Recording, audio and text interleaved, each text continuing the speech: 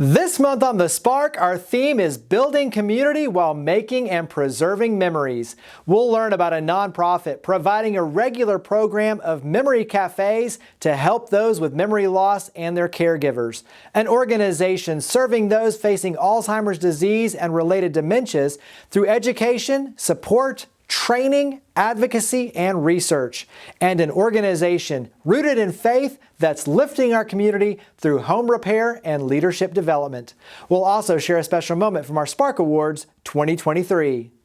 From Higginbotham's founding in 1948, our insurance agency has been built on the values of customer service, leading with integrity, and supporting our community. We believe in promoting the positives, encouraging engagement, and leading by example the power of the good. Higginbotham Insurance and Financial Services is honored to be the presenting sponsor of The Spark. Additional funding for The Spark is provided by United Way of the Mid-South, ECOP, the Memphis Zoo, and by MyTown Movers, MyTown Roofing. Have you ever been excited by a new idea? Inspired by watching someone lead by example? When we talk about creating change, we start by sharing the stories of everyday heroes who are making a difference in their own way, so we can learn and do the same. I'm Jeremy Park, and this is The Spark. They're a nonprofit providing a regular program of memory cafes to help support those with memory loss and their caregivers. We're here with Kristen Miller. She's the executive director with Memory Makers of the Mid-South. And Kristen, let's start out. What led you to launch Memory Makers of the Mid-South? Well, the Memory Cafe program started in the Netherlands in the late 90s, and it slowly but surely made its way across the world. And when I heard about the program about 2 or 3 years ago, I said, Memphis really needs this. And so after a year of trying to get other people on board, I said, you know what, I'm just going to start with a mobile one and see where it goes. And now it's blossomed into 7 memory cafes that meet once a month. So go ahead and talk about what is a memory cafe. So the Memory Cafe is a chance for people that have memory loss and their caregivers to come together. They can leave the diagnosis at the door. We have a program of activities that are designed for a person with memory loss to have feel successful and be engaged and have a good time. We have refreshments, of course. We have a free resource table where our caregivers can pick up more information on caregiving and about the disease processes. And we also offer support, as well as a program of educational speakers.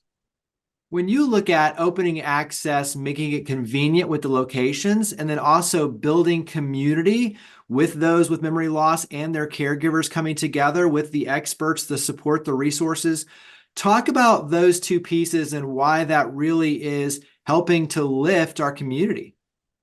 Right. So we estimate there's about 13,000 people in Shelby County living with memory loss.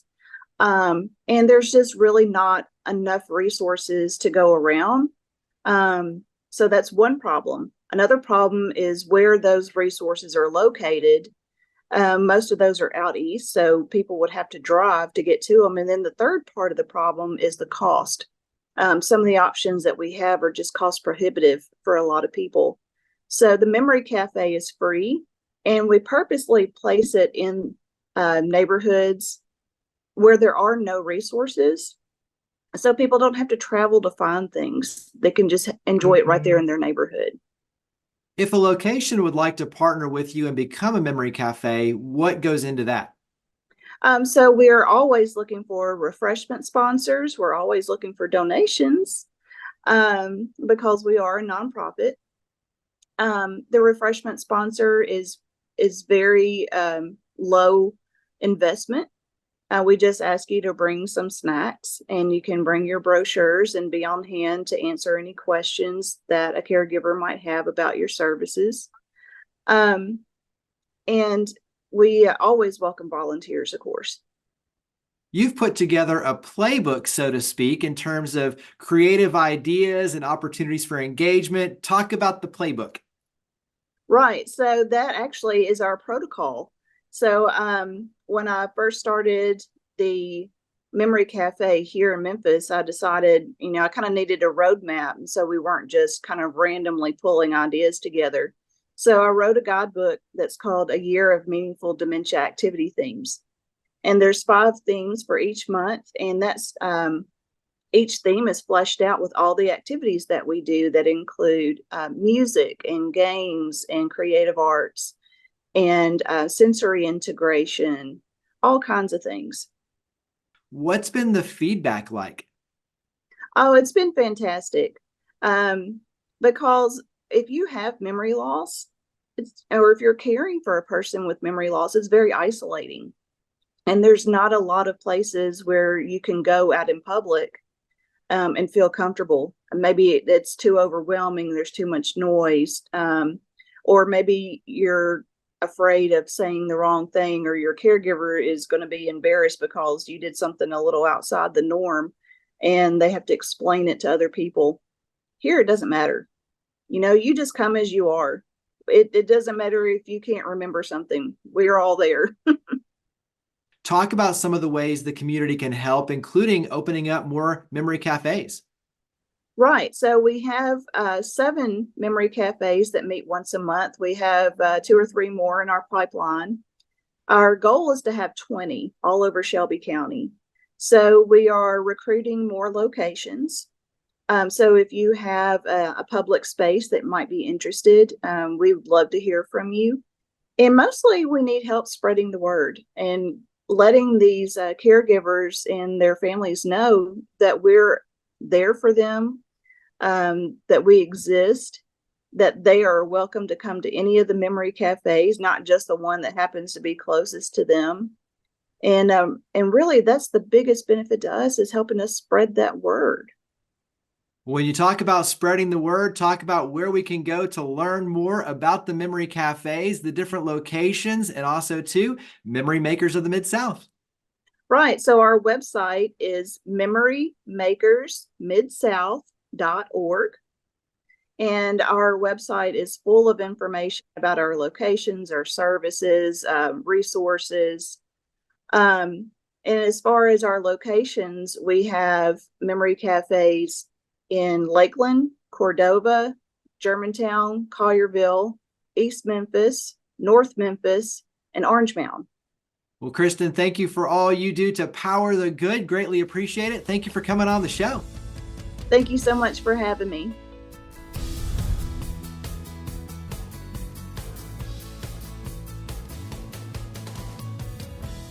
They're an organization serving those facing Alzheimer's disease and related dementias. We're here with the community educator with the Alzheimer's Association Tennessee chapter, Dr. Janice Knox. And let's start out. Give us a little bit of your story, your why tied to Alzheimer's Association Tennessee chapter. Thank you. Good morning, Jeremy. Where do I start? My mom was diagnosed with Alzheimer's in 2010, and she passed in 2016. And she was a teacher. She taught 43 plus years. So, the Renaissance woman, just really doing a lot of things. If you thought about it, she had already done it. And at the end, she introduced me as her sister, not her daughter, Jan. And she struggled for words. Remember, 43 years teaching, and, words were difficult. And that led my passion to continue to work with the Alzheimer's Association. And I have a walk team called Team Forget Me Not in her honor.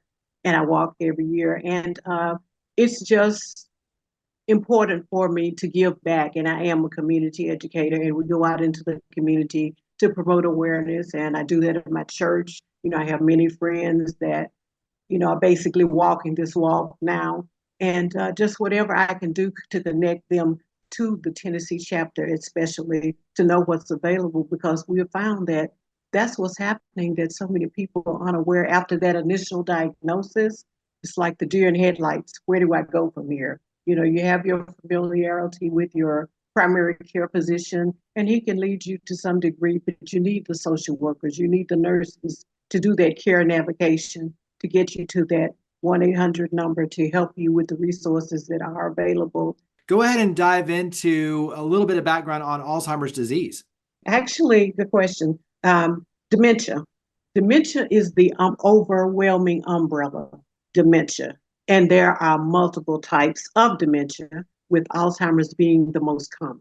And in the news, you've noticed that Bruce Willis and I can't think of her name, Wendy Williams, have frontal temporal dementia, which is another kind of dementia. And there's also Lewy body. And there are, I won't say lesser types, but less known types. But the most common one is Alzheimer's. And they talk about the brain, and there are formations called plaques that will happen that affect the memory centers. And that's part of why, words are a problem, and mood swings happen and different changes because of these plaques and amyloids, not getting too deep into that, but that's really just the background. But yeah, dementia is the umbrella, and Alzheimer's is the most common, with the others following. So that's the biggie. You'll hear people say she has dementia, and there is a type, and you can't have just dementia, a mild cognitive impairment, but those are the types. Talk about some of the ways that the Alzheimer's Association Tennessee chapter is really making a difference and an impact by providing the support, the resources, the community, so to speak, and, being able to help the caregivers and those with dementia and Alzheimer's disease. Thing that I like about the Tennessee chapter, of course, the 1-800 number is universal, but there are over 200 languages. And that's major too, because if you think about our population, it's not just one area, we have multiple. And so if we can get people to engage, and so when we do our community education, that's definitely something, probably ad nauseum, that we talk about the 1-800 number, because that's the gateway to care navigation, if you will, and we talked about, and it's a 24/7 number that you can call anytime. We've had videos where this gentleman talked about being stressed at 2:00, and he called somebody and he was able to calm down. That's really our, you might say, focus, caregivers, as much as the persons with the disease, because they are the ones that care. And most of the time they are unpaid caregivers, family members, daughters, not just everybody. So you want to have everything available. Respite care, respite care is where you can put your loved one for the weekend, so you can have that, I can relax moment. And so just things like that people aren't aware of, just basic things, financial needs, leading them where they need to go with that, the next steps after you get the diagnosis. So we want that highway, if you will, to be a straight way for them. You have upcoming events, you have ways to get involved. There's a walk, as you mentioned, you have a team. Talk about the community engagement piece. Oh boy, the team is just amazing. And we generally have somebody from one of the stations. I mentioned Andrew Douglas, I'm being biased, from Channel 5. He's just such a good spirit. And it's just a wonderful day to walk, and you get to meet people that you don't know, other groups. You see them with their T-shirts, and the families are together and they engaged, and some of the patients are able to come too. And it's also a networking event too, that people there can find out what's going on, because you have your home health companies there. It's just almost like a community fair, if you will, before the walk. And so it's a perfect segue. And we just always try to get everybody to come, and the people who've come for their first walk always say that they're coming back because they did not know that it was such an engaging. It's more than a walk. It's what you say, a community event and a place for network, a very important piece. The number again, 1-800-272-3900. The website is alz.org. So Dr. Janice Knox, thank you for all you and your amazing team do. Thank you for coming on the show. Thank you.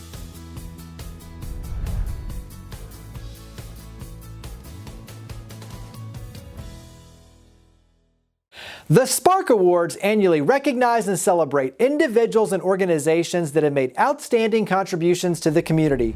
The 2023 Nonprofit Award for organizations with a budget under $1 million went to Destiny Center of DeSoto County.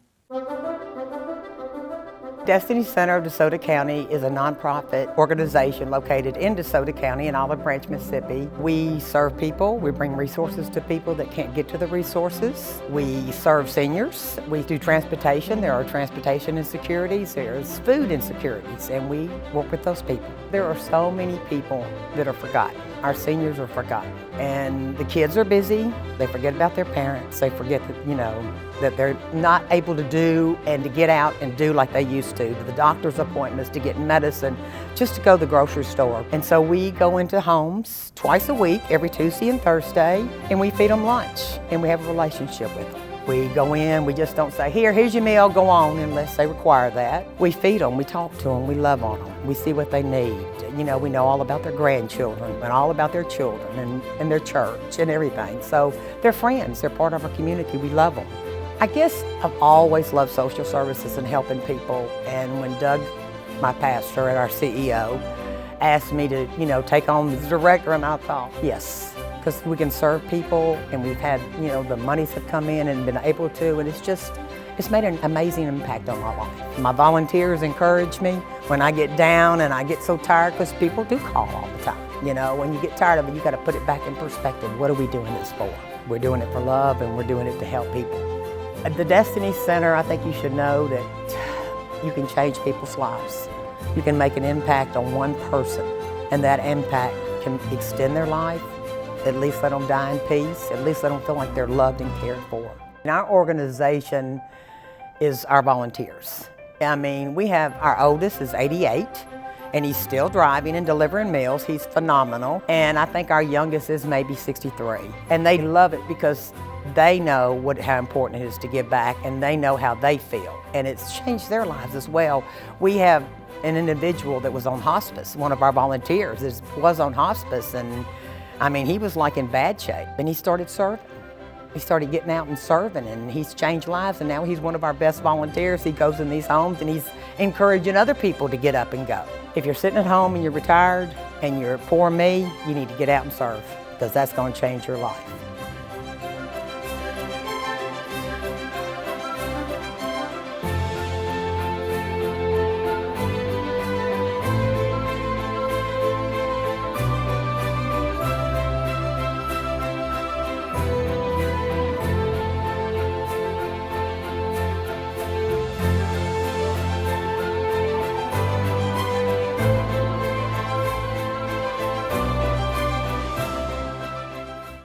They're an organization rooted in faith, lifting our community through home repair and leadership development. We're talking about SOS, Service Over Self. We're honored to have their executive director, Philip Walkley, with us.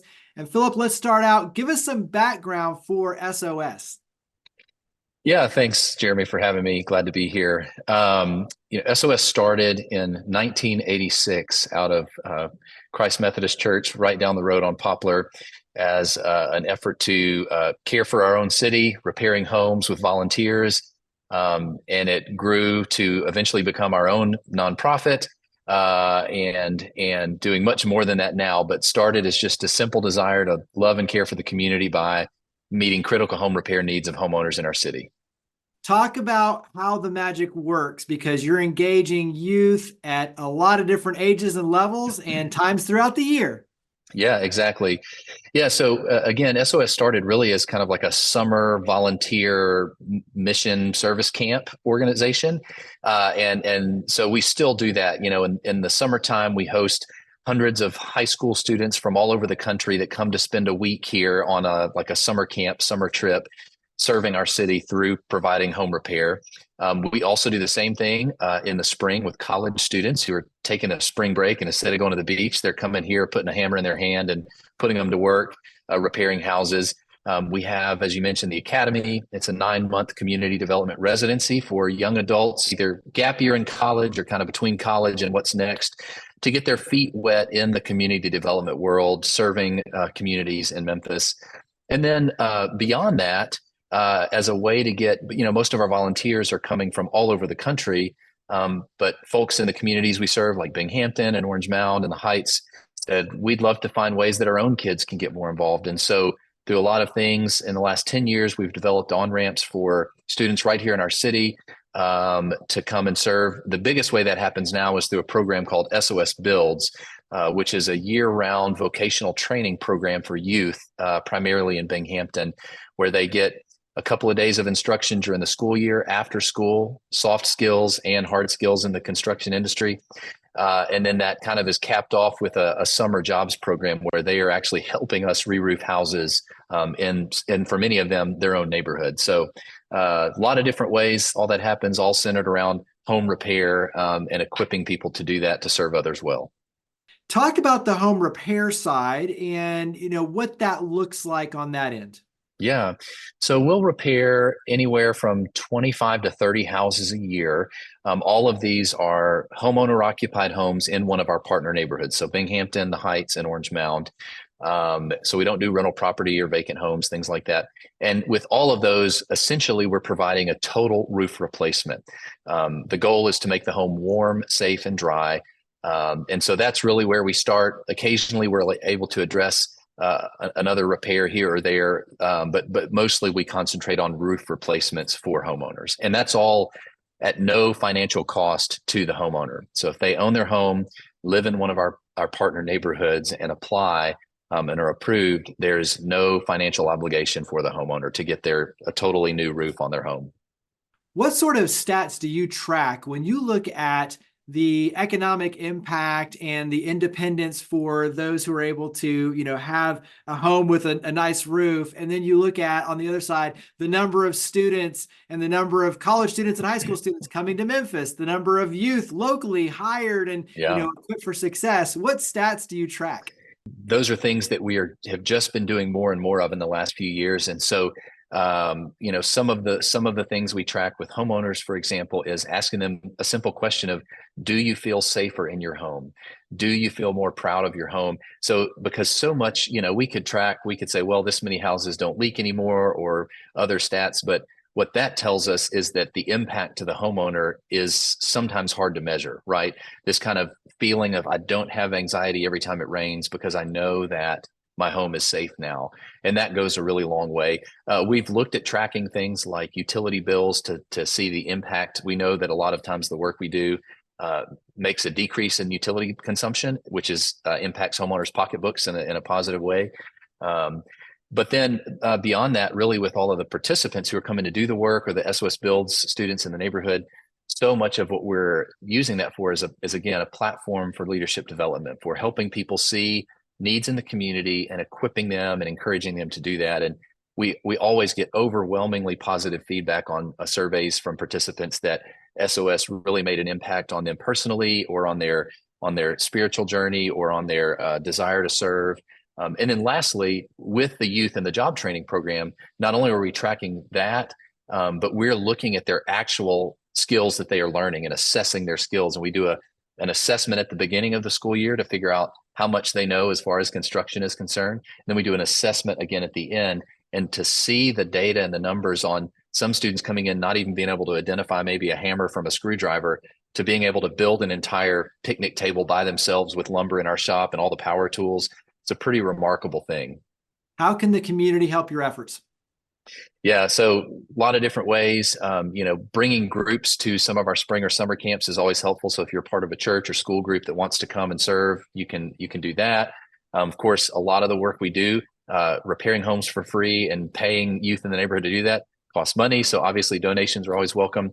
And then beyond that, as I just mentioned, especially people in the construction field, we are always interested in partnering with organizations or individuals for soft handoffs, for training for these youth, for opportunities for them. So wrap up with contact information. Where can we go to get involved and learn more about SOS? Absolutely. SOSmemphis.org is our website. Lots of information can be found there, or you can stop by and see us at our office at 2505 Poplar. We'd love to see you or visit with you anytime. Well, Philip, thank you for all you and your amazing team do to power the good. Thank you for coming on the show. Yes, thanks so much for having me.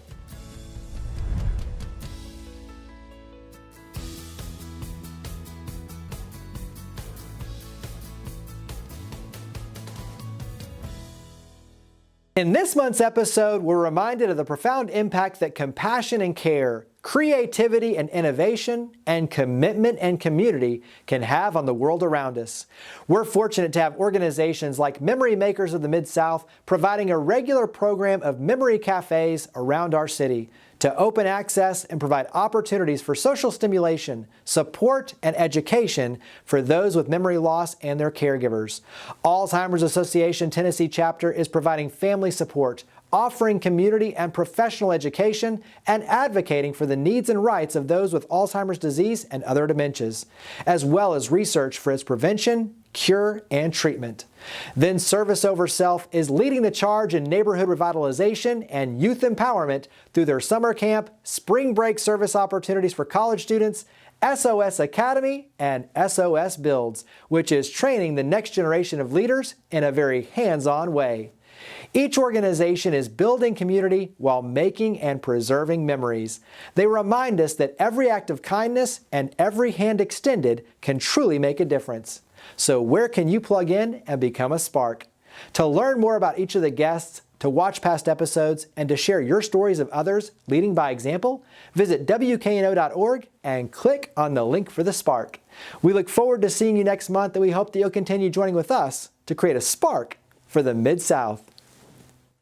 From Higginbotham's founding in 1948, our insurance agency has been built on the values of customer service, leading with integrity, and supporting our community.